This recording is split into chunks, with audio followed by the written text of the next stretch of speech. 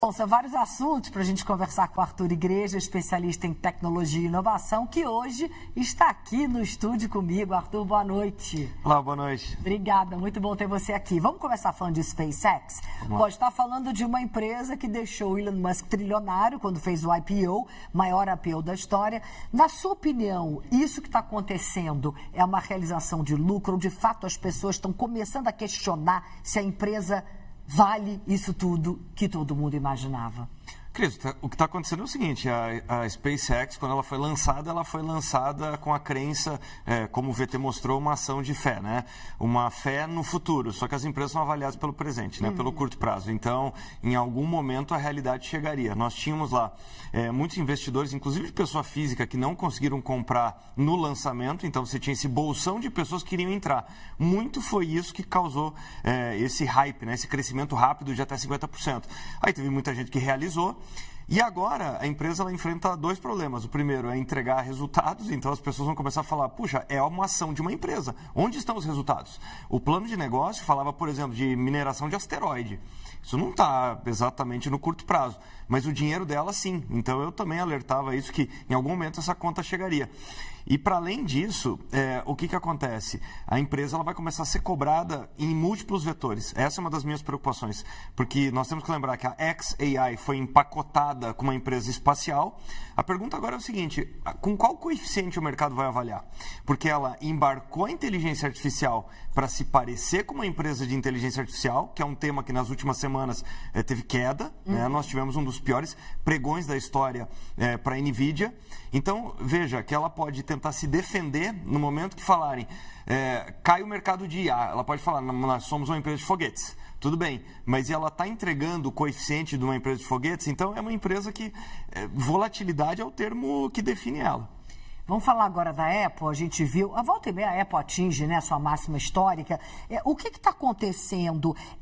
A expectativa em torno da inteligência artificial está puxando o valor da empresa? E aí, lembrando que é uma empresa que lá atrás ela era vista como está demorando para entrar nessa história, né? Exatamente. Cris, eu acho que com relação à Apple, a expectativa ao longo do tempo se tornou tão baixa em relação à IA, que a partir do momento que eles mostraram recentemente alguma capacidade de fazer a Apple Intelligence funcionar de uma forma transversal pelos aplicativos, se tornar algo finalmente útil, né? Muito mais que aquela Siri turbinada. Então, acho que a expectativa chegou num ponto de tamanha baixa que agora eles conseguem surpreender positivamente.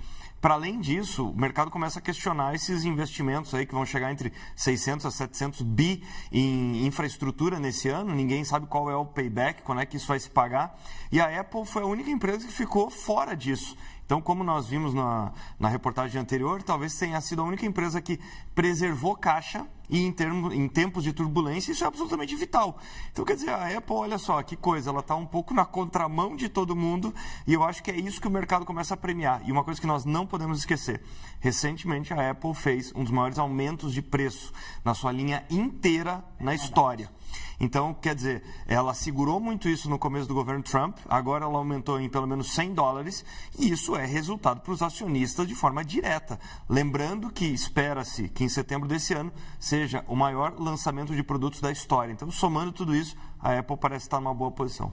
Vamos falar agora dessa pesquisa de Stanford, que mostra que a IA já está influenciando a forma como as empresas julgam se um profissional é bom ou ruim. A minha pergunta é o seguinte: por conta do algoritmo, a gente pode deixar de fora do mercado algum profissional que seja realmente bom se o algoritmo errar na avaliação? Com certeza, esse estudo ele é preocupante, porque é o estudo mais abrangente já feito. Eles fizeram em 11 indústrias com mais de 3,5 milhões de candidatos. Então, é super abrangente, estatisticamente ele é muito relevante.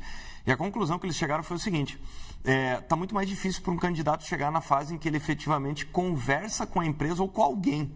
Então, a IA está fazendo essa primeira peneira, até aí surpresa nenhuma, mas o estudo mostra que poucos players estão dominando o mercado e com poucos modelos. Então, o que acontece na prática?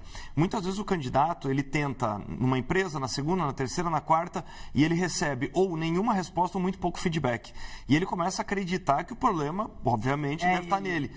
Só que em todas as vezes ele trombou com o mesmo modelo. Então o comparativo é o seguinte: imagina que uma pessoa foi em incontáveis empresas, mas na verdade quem estava analisando o currículo dela ou fazendo a primeira entrevista é a mesma pessoa. Sim.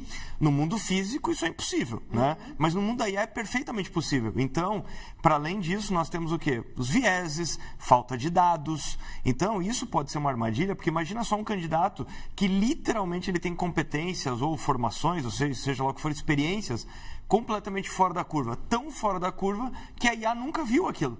Pode ser que ela decida que aquilo não é o padrão que a empresa está procurando. Ou seja, vai descartar justamente alguém que poderia ter muito potencial.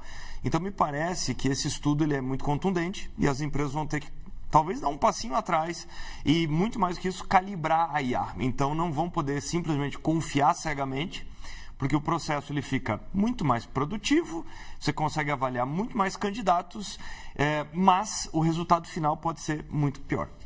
Como a pessoa, o candidato, pode se blindar disso? Existe alguma forma? Olha, o que o estudo também mostra é que as pessoas estão tendo que tentar mais. Então, Ser mais persistentes. exatamente, vão ter que bater em mais portas. E uma recomendação prática é o quê? Tentar entender se é isso que está acontecendo. Então, quer dizer, se a pessoa entregar o mesmo currículo da mesma forma, ela pode estar caindo no mesmo modelo e vai ter a mesma resposta. Então, uma das dicas práticas é testar isso, testar ângulos diferentes sobre o seu próprio currículo ou durante o processo seletivo para entender se, por exemplo, o mesmo candidato não tem resultados diferentes em diferentes situações. A Meta está acelerando o desenvolvimento dos próprios chips de inteligência artificial justamente para reduzir a dependência da NVIDIA. Essa disputa pelo controle da infraestrutura de IA pode acabar mudando o equilíbrio de poder entre as Big Techs? Com certeza. E, em alguma medida, tirando um pouco dessa dominância que é avassaladora da NVIDIA. A NVIDIA chegou a ter mais de 98,3% dos chips de data centers do mundo. É impressionante. E é uma tendência razoavelmente natural, porque foi o que aconteceu durante a corrida dos smartphones. Durante um período, a Apple era completamente dependente da Intel e hoje um dos seus trunfos é justamente ter o seu chip. Então, a Alphabet vai muito bem nisso, tem já os seus próprios chips. Então, acho que a Meta tentando se posicionar mais e mais como uma empresa de IA, me parece muito natural.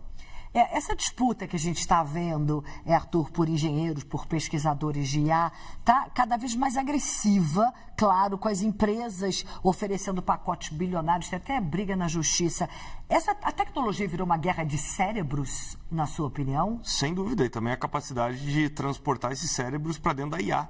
Então, porque quando nós vemos sistemas absurdamente avançados de pesquisa científica, eles estão ancorados no repertório e na forma de pensar de pesquisadores de ponta. Então, sim, não só para você ter esses profissionais para desenvolver sistemas, para desenvolver modelos, mas também para importá-los em alguma medida. E realmente essa corrida ela é incrível, né? Basta ver o que aconteceu entre Meta e OpenAI, a Meta oferecendo pacotes de mais de 100 milhões para alguns profissionais para eles trocarem de empresa. Quer dizer, são cifras absurdas. E aí o que nós escutamos... Praticamente impensáveis até pouco Exato. tempo. E nós escutamos nos últimos anos profissionais, alguns CEOs falando o seguinte: olha, 100 milhões não é relevante, não é um número relevante, porque a minha expectativa é que essa pessoa consiga gerar algo que tenha um valor de 1 bilhão. Então, no final das contas, ele não está trazendo um profissional, ele está trazendo um potencial unicórnio, que é uma empresa que vale pelo menos 1 bilhão. Aí vem direto a próxima pergunta que estava na minha cabeça, que é durante muito tempo